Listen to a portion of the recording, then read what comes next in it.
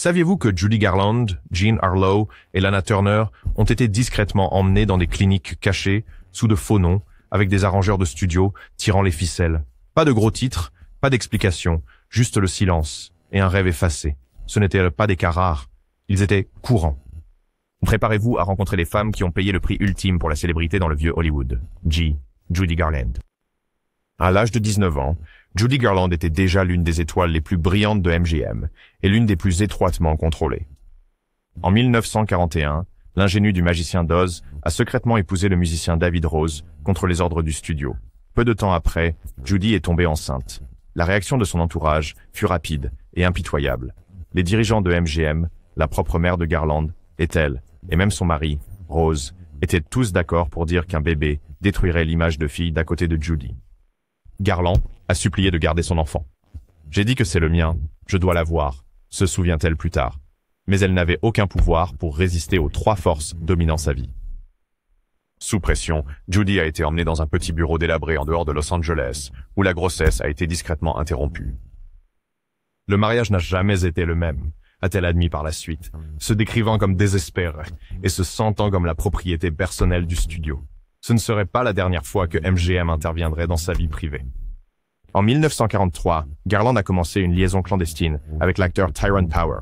Encore une fois, elle est tombée enceinte. Et encore une fois, Howard Strickling, le célèbre arrangeur d'MGM, a organisé un avortement en secret. Ces traumatismes cumulés ont lourdement pesé sur la jeune star. Des années plus tard, des observateurs relieraient les luttes continuelles de Garland avec la dépression et la toxicomanie aux cicatrices psychologiques d'avoir vu ses choix les plus personnels lui être si cruellement arrachés. Garland a finalement eu des enfants lors de périodes plus heureuses, mais les avortements forcés de sa jeunesse restèrent un sombre chapitre formateur, une illustration sinistre de la façon dont même la charmante petite chérie de Hollywood n'était pas épargnée par le contrôle impitoyable du système des studios sur le corps des femmes. Jean Harlow, elle était la première blonde fatale d'Hollywood, dégageant confiance et sensualité à l'écran. Pourtant, la gloire éclatante de Jean Harlow a eu un coût personnel insupportable. Des rumeurs circulaient selon lesquelles MGM aurait interdit à Harlow d'épouser son grand amour, l'acteur William Powell, parce qu'une femme fatale mariée pourrait perdre son attrait auprès des fans. Néanmoins, Harlow poursuivit sa liaison avec Powell, et peu de temps après, la star de 24 ans se retrouva enceinte. La panique s'installa au studio. En 1935, MGM a arrangé pour que Harlow entre à l'hôpital Good Shepherd sous un pseudonyme, soi-disant pour se reposer. En réalité, pour subir un avortement secret. La procédure a été étouffée, expliquée à la presse comme une appendicectomie, se déroulant même dans la même suite privée de l'hôpital qu'elle avait utilisée un an plus tôt pour ce même prétexte. Selon le biographe E.J. Fleming, c'était en fait l'un des multiples avortements que Harlow a subis au cours de sa courte vie. Juste un an auparavant, alors qu'elle était mariée au directeur de la photographie Hal Rosen, Jean était tombée enceinte d'un amant et s'était également rendue à l'hôpital pour une appendicite, qui, en réalité, avait mis fin à cette grossesse. La propre mère de Harlow, obsédée par la carrière de Jean, rationalisait froidement ses décisions. Un enfant pouvait attendre. Sa carrière, non, aurait-elle déclaré. Chaque avortement laissait des cicatrices invisibles sur la jeune actrice. Des amis ont remarqué le stress croissant de Harlow et ses émotions fragiles derrière sa façade vivante.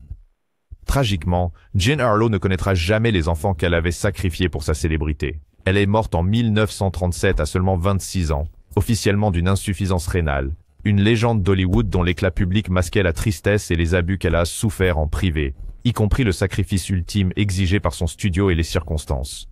Bette Davis. Réputée pour ses yeux perçants et ses personnages volontaires, Bette Davis projetait de la force à l'écran. Dans les coulisses, cette force a été mise à l'épreuve par des choix personnels déchirants. Dans les années 1930, alors que la célébrité de Bette montait en flèche, elle est également devenue le seul soutien de famille, soutenant sa mère, sa sœur et un mari avec ses revenus de studio. La maternité ne s'insérait pas dans cette équation. En 1934, Davis s'est retrouvée enceinte juste au moment où un rôle crucial l'appelait. Plutôt que de perdre le rôle qui pourrait faire d'elle une star, Bette a pris une décision fatidique. Si elle avait eu un enfant en 1934, elle aurait manqué le plus grand rôle de sa vie jusqu'à présent, a-t-elle avoué plus tard, en référence au film « Au service du diable », qui lui a valu sa première nomination aux Oscars. Bette Davis a donc mis fin à la grossesse en donnant la priorité à sa carrière. Mais je n'ai raté aucun de ces rôles, et je n'ai pas manqué d'avoir une famille, réfléchit-elle. Ce n'était pas la seule fois. Au cours de la décennie suivante, Davis est devenue l'une des meilleures actrices d'Hollywood et a subi plusieurs avortements pour s'assurer que rien ne freine son élan. Elle pensait devoir le faire, croyant qu'une femme ne pouvait pas avoir à la fois une carrière et des enfants. Ce n'est que bien plus tard que Bette s'est autorisée à devenir mère. Son premier enfant est né lorsque Davis avait 39 ans, bien après ses années de gloire. À ce moment-là, elle était fière de prouver qu'elle pouvait être à la fois mère et actrice en activité. Pourtant, on entend un écho de regret dans les répliques endurcies de Bette.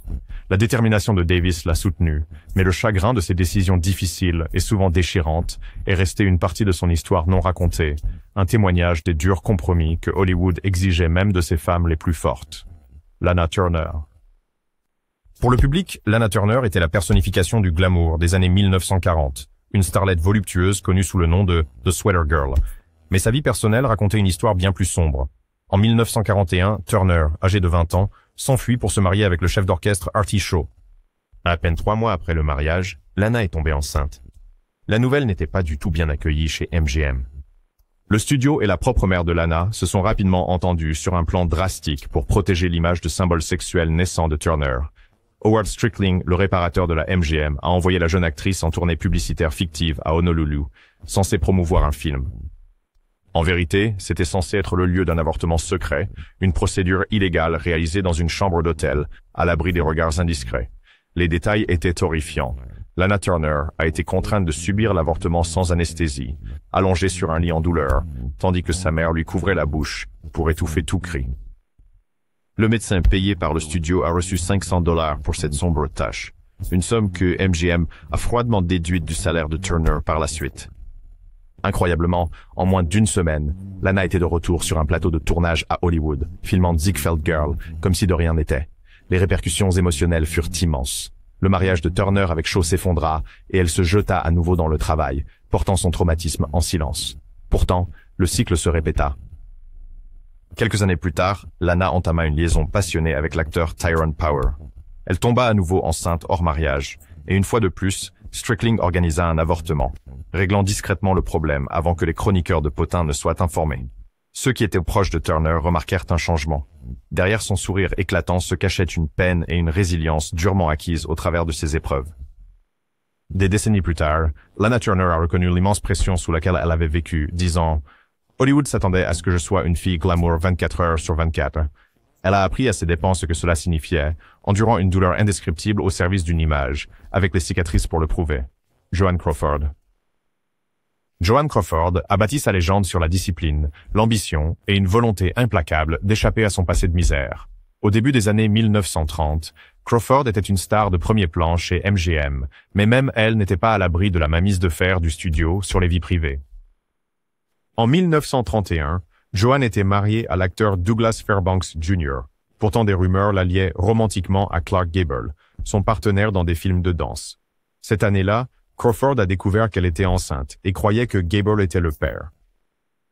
Le moment était désastreux. Elle et Fairbanks étaient séparés et une grossesse scandaleuse pourrait ruiner les trois carrières. Le fixeur de MGM, Howard Strickling, est rapidement intervenu. Il a arrangé pour que Joan subisse discrètement un avortement avant que les tabloïds n'en soient informés. Toujours soucieuse de son image, Crawford inventa une histoire de couverture même pour Fairbanks. Elle prétendit avoir fait une fausse couche après avoir glissé et être tombée sur le pont d'un navire pendant le tournage. La vérité s'est restée enfouie pendant des décennies. Crawford est retournée travailler comme si rien ne s'était passé, son apparence glaciale intacte. Joan savait d'où elle venait et ne voulait pas y retourner, a noté un écrivain à propos de sa détermination féroce. En effet, Joan Crawford ferait tout ce qu'il fallait pour maintenir sa célébrité durement acquise. Dans les années suivantes, incapable d'avoir des enfants, elle a adopté 4 nourrissons et s'est présentée publiquement comme une mère dévouée. Mais la tragédie de sa première grossesse perdue est restée dans la légende hollywoodienne comme un secret de polichinelle. Les biographes suggèrent que ce n'était pas la seule interruption dans sa vie, juste la plus connue. Tout au long de cela, Crawford gardait sa douleur privée. À l'écran, elle projetait force et sophistication, sans jamais laisser deviner le chagrin de jeunesse qu'elle avait enduré à la demande de MGM. Ce n'est que beaucoup plus tard que l'image complète a émergé derrière la légendaire détermination de Joan Crawford, se cachaient des sacrifices et des secrets exigés par le code moral impitoyable du système des studios. Rita Hayworth. Surnommée la déesse de l'amour par la presse, Rita Hayworth était l'incarnation du glamour et du désir dans les années 40. Hors écran, cependant, Margaret, Rita Cancino aspirait à une vie normale, un mariage stable, des enfants, une vie au-delà des feux de la rampe du studio. Ses espoirs se heurtèrent tragiquement aux exigences d'Hollywood. Hayworth épousa Orson Welles en 1943 et devint bientôt enceinte de leur premier enfant. Cette grossesse, elle l'a menée à terme, donnant naissance à une fille en 1944. Mais lorsque Rita est tombée de nouveau enceinte pendant les années tumultueuses de sa relation avec Welles, son mari et le studio sont devenus inquiets. Columbia Pictures, qui avait minutieusement transformé Rita de ses racines espagnoles en une bombe tout à fait américaine, ne voulait pas que sa plus grande star soit indisponible avec un autre bébé. Selon des amis, Hayworth a été pressé de mettre fin à la grossesse. Welles lui-même n'était pas prêt pour un autre enfant, et les patrons des studios craignaient que la maternité ne diminue le sex appeal de Rita. Déchirée entre son désir personnel et la pression extérieure, Rita Hayworth a subi à contre-cœur un avortement pendant cette période. L'épreuve l'a laissée émotionnellement brisée. Pour une femme qui avait souvent exprimé son envie d'une famille aimante, c'était un sacrifice amer. Tragiquement, ce ne fut pas le dernier. En 1948, après sa séparation d'avec Welles, Hayworth entama une liaison passionnée avec l'acteur Glenn Ford, tout en étant courtisée par Howard Hughes. Cet été-là, Rita découvrit qu'elle était de nouveau enceinte. Hughes, connu pour exercer un contrôle sur ses partenaires romantiques, fut furieux de la situation et insista pour que Rita s'en débarrasse. Dans le plus grand secret, Hayworth s'est rendue dans un hôpital en France où elle a interrompu la grossesse avec le consentement tacite de Ford. On a dit à la presse que Rita était soudainement tombée malade, cachant ainsi la vérité sur son absence. Après ce deuxième avortement forcé, Hayworth était le cœur brisé. Le seul bonheur que j'ai jamais connu, c'est avec mes enfants, confia-t-elle plus tard. Une admission poignante pour une star à qui l'on avait nié 2 fois la chance d'être mère. En réfléchissant sur ses mariages ratés et le mythe hollywoodien, Rita a dit fameusement « Tous les hommes que j'ai connus sont tombés amoureux de Gilda et se sont réveillés avec moi. » Dans cette citation mélancolique réside la douleur d'une femme adorée par des millions comme une illusion, mais souvent laissée seule et souffrante dans sa vraie vie. La carrière scintillante de Hayworth dissimulait les blessures infligées par ceux qui privilégiaient l'image à son humanité, faisant de son titre de déesse de l'amour une couronne de fer tressée d'ironie. Marilyn Monroe. La vie de Marilyn Monroe s'est déroulée comme un conte de fées tragique, rempli de sommets vertigineux et de bas dévastateurs. Parmi les chapitres les plus douloureux se trouvent les expériences de Monroe avec la grossesse. Tout au long des années 1950, alors que son étoile brillait de 1000 feux, Marilyn souhaitait désespérément avoir un enfant et une famille stable, le foyer affectueux qu'elle n'avait jamais eu en tant que petite fille orpheline. Mais le destin et Hollywood avaient d'autres plans. Elle a subi plusieurs fausses couches dans ses mariages ultérieurs, qui sont bien documentés. Les avortements que Monroe aurait subis plus tôt dans sa carrière étaient moins ouvertement discutés. Les commérages de studio laissaient entendre qu'au début des années 1950, lorsque Monroe se faisait encore une place en tant que blonde incendiaire de premier plan chez 20th Century Fox, elle serait accidentellement tombée enceinte et aurait été persuadée de mettre fin à sa grossesse pour éviter de compromettre sa carrière. À cette époque, Monroe venait de décrocher des rôles marquants comme Niagara et les hommes préfèrent les blondes. Un bébé hors mariage aurait scandalisé les studios conservateurs et entaché son statut montant de symbole sexuel. Alors, à huis clos, des pressions ont été exercées et Monroe a résolu le problème discrètement. Les récits diffèrent quant à l'identité du père. Certains biographes évoquent une liaison avec le coach vocal, Fred Karger, d'autres avec son agent, Johnny Hyde, mais tous s'accordent à dire que Marilyn a affronté ce choix difficile, pas entièrement de son propre gré. Des décennies plus tard, une amie a affirmé que Monroe avait subi plusieurs avortements secrets et que ces procédures avaient peut-être contribué aux problèmes de fertilité qui l'ont tourmenté par la suite. Monroe elle-même n'a jamais parlé publiquement de ces incidents. Cependant, des aperçus de son tourment intérieur ont émergé dans des lettres et des interviews. Dans une remarque poignante, elle a médité. La célébrité passera, et si longtemps que je t'ai eu, célébrité. Si ça passe, j'ai toujours su que c'était capricieux. Ces mots suggèrent le vide qu'elle ressentait, que toute la popularité du monde ne pouvait compenser le bonheur personnel qui lui était refusé. À la fin des années 1950, mariée au dramaturge Arthur Miller, Marilyn a activement essayé de fonder une famille, mais a fait plusieurs fausses couches, ce qui l'a plongée dans des spirales de dépression. Le public ne voyait que la façade glamour, la robe blanche soufflée au-dessus d'une grille de métro, les cheveux platines et les lèvres rouges, ignorant l'angoisse privée d'une femme qui avait été contrainte d'abandonner ses enfants à naître au service de cette même image. l'histoire de Marilyn Monroe demeure peut-être la plus tragique d'Hollywood, sa gloire rayonnante étant à jamais assombrie par la solitude et la perte qui l'accompagnait. Ava Gardner. Sulfureuse et sûre d'elle, Ava Gardner était l'une des principales stars de MGM à la fin des années 1940, célèbre pour sa beauté et son esprit ardent. Mais lorsqu'Ava épousa Frank Sinatra en 1951, elle se heurta rapidement aux clauses impitoyables de son contrat avec le studio. Peu de temps après le mariage, Ava est tombée enceinte de l'enfant de Sinatra, un moment qui aurait pu lui apporter de la joie. Au lieu de cela, cela la remplit d'effroi. MGM avait toutes sortes de clauses pénalisant leurs stars qui avaient des enfants, a révélé plus tard Gardner. Le studio pouvait la suspendre, couper son salaire, voire la poursuivre en dommages-intérêts si la grossesse l'empêchait de remplir ses rôles dans les films. À l'époque, la carrière de Sinatra était en difficulté et l'argent se faisait rare. Si j'avais voulu un bébé, mon salaire aurait été coupé. Alors comment pourrais-je gagner ma vie? Frank était fauché et mes futurs films allaient m'emmener partout dans le monde, expliqua Ava. Le choix, tel qu'elle le voyait, était dévastateur, mais clair. En 1952, MGM a pris des dispositions discrètes pour qu'Ava Gardner prenne l'avion seule pour Londres. Quelqu'un du studio était avec moi tout le temps. L'avortement a été discrètement organisé. Ava a raconté de ce voyage secret. Sans même informer Sinatra, elle a subi un avortement à l'étranger, loin des commérages d'Hollywood. Frank Sinatra n'a jamais su que sa femme était enceinte. Ava a gardé les preuves entièrement privées. Elle est retournée en Californie et a repris le travail comme si de rien n'était, se lançant dans le tournage de Mogambo. Mais à l'intérieur, Ava luttait avec la culpabilité et la tristesse. Dans son autobiographie, elle admettait que, même si elle ne regrettait pas sa carrière brillante, elle se demandait parfois ce qui aurait pu être si elle avait gardé cet enfant.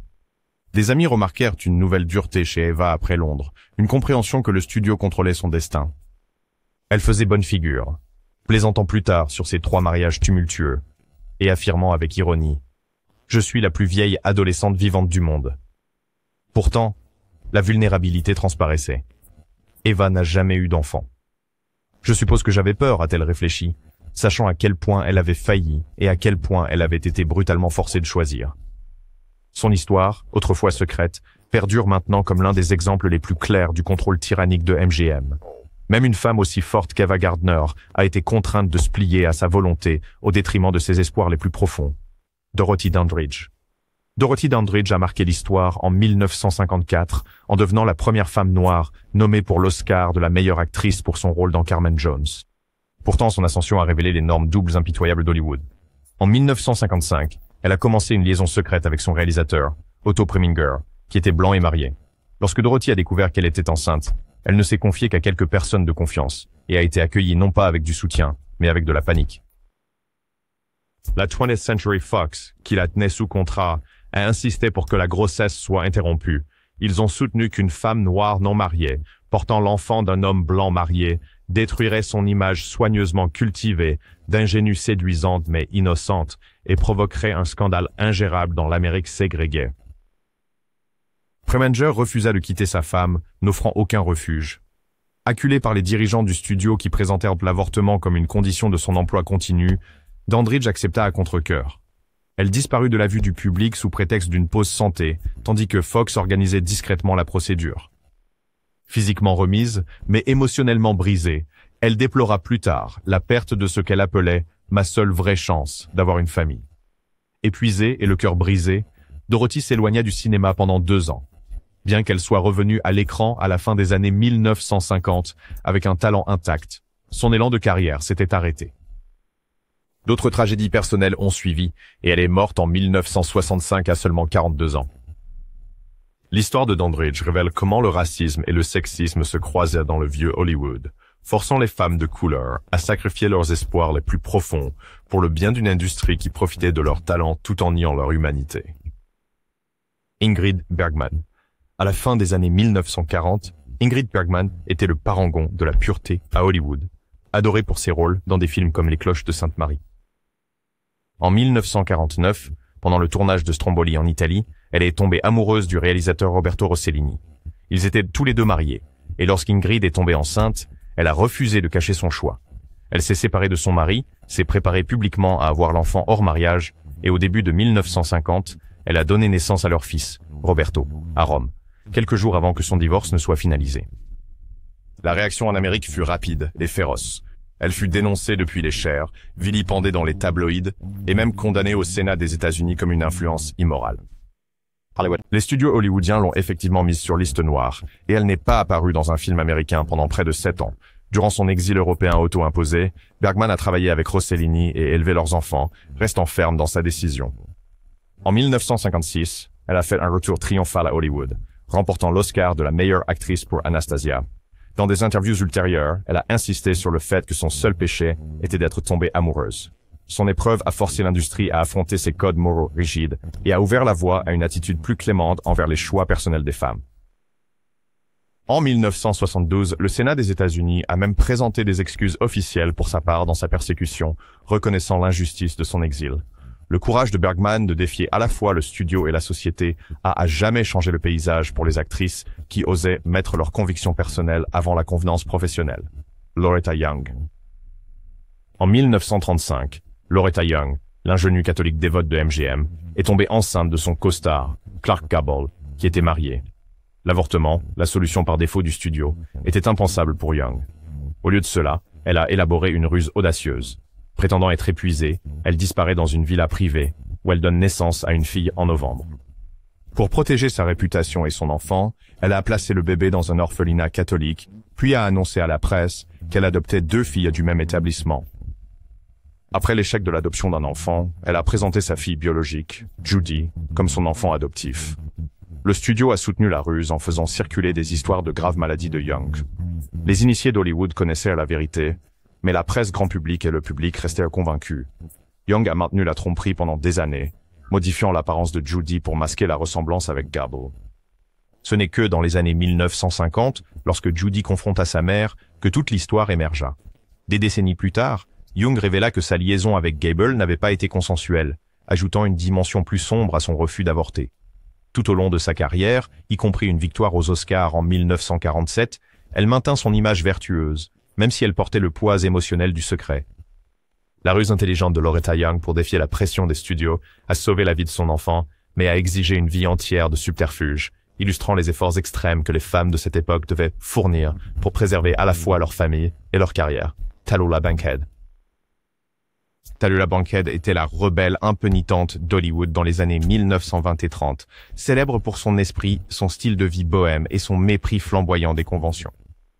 Elle s'adonnait à des liaisons avec des hommes et des femmes, et lorsqu'il s'agissait de grossesses non désirées, elle considérait l'avortement aussi banal qu'une intervention cosmétique. La biographe Lee Israel note qu'elle a subi au moins 6 avortements avant la mi-trentaine, plaisantant souvent sur ses sauvetages répétés de la maternité. Il s'agissait de choix volontaires, non imposés par les studios, reflétant la farouche priorité de Bankhead pour l'autonomie et sa carrière. Une intervention à la fin des années 1930 a failli lui coûter la vie, la laissant incapable d'avoir des enfants, un pronostic qu'elle a accueilli avec un soulagement amer. Les répliques désinvoltes de Bankhead masquaient le coût physique et émotionnel de ses décisions. Marlène Dietrich plaisanta plus tard, en disant que, pour leur génération, l'avortement était notre moyen de contraception, une réalité incarnée par Bankhead. Déchargée du fardeau d'un enfant, elle poursuivit sa carrière audacieuse jusqu'à ce que sa santé décline.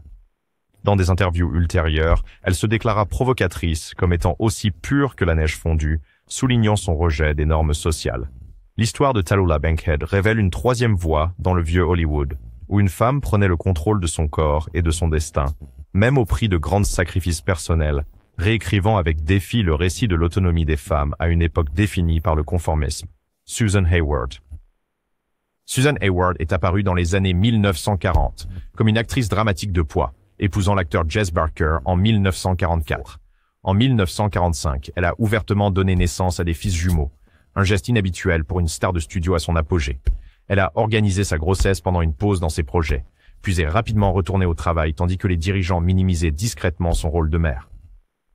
Dans les coulisses, Hayward a probablement accepté de reporter d'autres enfants pour maintenir sa trajectoire de carrière. Les biographes suggèrent qu'elle a peut-être subi une grossesse non planifiée et un avortement par la suite à la fin des années 1940 sous la pression du studio, bien qu'elle n'en ait jamais parlé. Alors que sa notoriété montait en flèche avec des films comme Smash Up et My Foolish Heart, elle a combattu l'insomnie et la dépendance aux somnifères au milieu de programmes de production incessants. Lorsque son mariage s'est dissous en 1954, les dossiers judiciaires ont laissé entrevoir des tensions liées à son orientation professionnelle. La résilience de Hayward a culminé par un Oscar en 1959 pour I Want to Live, dans lequel elle incarnait une femme dans le couloir de la mort, un écho ironique des sacrifices personnels qu'elle avait consentis pour survivre aux exigences d'Hollywood. Bien qu'elle n'ait jamais détaillé publiquement ses luttes avec la grossesse et la coercition des studios, son endurance personnelle témoigne des compromis silencieux que de nombreuses actrices de son époque ont dû faire pour équilibrer ambition et épanouissement personnel. Judy Holliday. Judy Holliday est devenue une star en 1950 avec Born Yesterday, remportant un Oscar pour son interprétation de Bully Down. Cette même année, elle a épousé le musicien David Oppenheim. Les studios Columbia et 20th Century Fox, désireux d'exploiter son attrait nouveau, ont insisté pour qu'elle reste libre de tout engagement familial, retardant ainsi effectivement la maternité. Des rumeurs ont plus tard suggéré que Holliday a subi au moins un avortement pour maintenir sa carrière, bien qu'elle ne l'ait jamais confirmé. Des amis ont observé sa mélancolie grandissante à propos des enfants, alors qu'elle naviguait entre des engagements successifs au cinéma et à Broadway. Ce n'est qu'après avoir perdu de l'élan au box-office et avoir subi l'interdiction professionnelle durant l'ère McCarthy qu'elle a choisi d'avoir un enfant. En décembre 1958, à 37 ans, elle donna naissance à son fils, Jonathan, embrassant enfin la maternité qu'elle avait longtemps différée. Tragiquement, un diagnostic de cancer du sein en 1960 a écourté sa vie à 44 ans après une lutte de 5 ans. Ceux qui étaient proches de Holliday pensèrent que les mandats tacites du studio lui avaient coûté des années de bonheur personnel. Son histoire souligne le contrôle insidieux exercé par Hollywood. Même les talents les plus brillants devaient subordonner leur vie privée aux impératifs commerciaux du studio, souvent au détriment de leurs désirs les plus profonds. Clara Bow. Clara Bow, l'incarnation emblématique du garçon des années 1920, est passée de la pauvreté à devenir la première vraie hit girl d'Hollywood. Paramount Pictures a exploité son image vive, mais a géré sans pitié les scandales qui l'entouraient, les fêtes folles, les liaisons et la forte consommation d'alcool. Des rumeurs persistent selon lesquelles, au sommet de sa carrière, Bow a fait face à au moins une grossesse non désirée et a été secrètement envoyée par le studio dans une clinique privée pour un avortement, préservant ainsi son personnage à l'écran. Cette procédure discrète illustrait comment les studios contrôlaient même les aspects les plus intimes de la vie de leurs stars. En 1931, assailli par une mauvaise publicité et des troubles personnels, Bow a subi une dépression nerveuse et a pris sa retraite du cinéma à seulement 26 ans. En 1932, après avoir épousé l'acteur Rex Bell, elle a délibérément conçu et en 1934, elle a donné naissance à son fils, expérimentant enfin la maternité sans les dictats des studios. Pourtant, des problèmes de santé mentale ont suivi et elle a vécu largement à l'écart des projecteurs jusqu'à sa mort en 1965. La trajectoire de Clara Bow, de son ascension fulgurante à son retrait forcé, révèle la face sombre du début d'Hollywood, où même les étoiles les plus brillantes étaient vulnérables à l'exploitation et où une seule décision privée pouvait déterminer le cours d'une vie entière. Ava Gardner.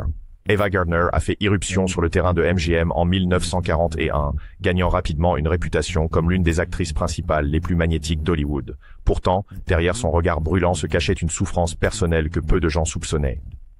En 1951, peu après avoir épousé Frank Sinatra, Gardner découvrit qu'elle était enceinte. Sinatra, alors au sommet de sa propre célébrité, craignait que la paternité n'attache Gardner à la vie domestique et n'entrave à la fois sa carrière naissante et son image de célibataire insouciant. Les dirigeants du studio chez MGM, toujours soucieux des recettes au box-office, ont discrètement accepté. Dans les jours qui ont suivi l'annonce de sa condition, Gardner a été convoqué dans une clinique discrète de Beverly Hills. Sous le prétexte d'un traitement tonique pour l'épuisement, elle a subi un avortement secret.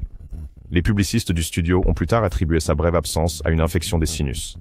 Les amis qui ont visité son appartement de convalescence ont parlé d'une atmosphère pesante qui a persisté longtemps après le retour de Gardner au travail.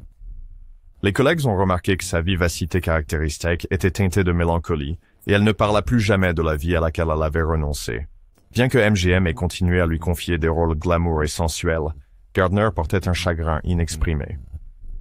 Dans les années suivantes, les biographes ont reconstitué la vérité. Ce n'était pas une maladie, mais la perte de son premier enfant qui l'avait épuisé. Cet épisode illustre comment même les stars les plus célèbres pouvaient être forcées dans une tragédie personnelle. Le consentement de Gardner n'était guère libre. Face au poids combiné d'un mari puissant et d'un studio inflexible, son choix se réduisait à l'obéissance ou à l'exil. Bien qu'elle ait transformé sa douleur en performance inoubliable, le souvenir de son chagrin invisible l'a hanté jusqu'à sa mort en 1990. Marlène Dietrich. Marlène Dietrich est arrivée à Hollywood en 1930 en tant que muse exotique de Joseph von Sternberg, captivant instantanément les spectateurs avec sa voix rauque et son allure androgyne. Paramount Pictures a cultivé son image de femme libre du monde, mais a insisté pour qu'elle reste détachée, tant sentimentalement que maternellement, pour préserver son mystère. En 1935, Dietrich a été impliquée dans une brève liaison avec un diplomate européen lors d'un séjour à Paris. Quand elle a réalisé qu'elle était enceinte, la clause de moralité de Paramount pesait lourdement. Une grossesse hors mariage aurait brisé l'énigme soigneusement créée qu'il commercialisait dans le monde entier. Plutôt que de se soumettre aux édits du studio à Los Angeles, Dietrich s'est éclipsée furtivement vers Tijuana, où elle a subi un avortement clandestin. Les agents de presse du studio ont ensuite expliqué son absence d'une semaine par une indisposition. Dietrich n'a jamais reconnu publiquement l'intervention, mais a confié à des amis proches que c'était une nécessité déchirante qui a renforcé sa détermination à vivre selon ses propres termes, même à un coût personnel élevé. Dans les années qui suivirent, la personnalité de Dietrich devint encore plus audacieuse. Elle insista pour jouer des personnages avec de l'agence, l'ange bleu, femme ou démon, et elle utilisa son service en temps de guerre, divertissant les troupes alliées, pour renforcer sa réputation de force indépendante. Pourtant, l'avortement à Tijuana est resté une cicatrice privée, un rappel brutal que dans le vieux Hollywood, le corps d'une femme ne lui appartenait jamais entièrement. Le choix de Dietrich de contrôler sa fertilité, bien que douloureux, soulignait une rébellion plus large contre la domination des studios, une limite qu'elle refusait de laisser quiconque franchir à nouveau.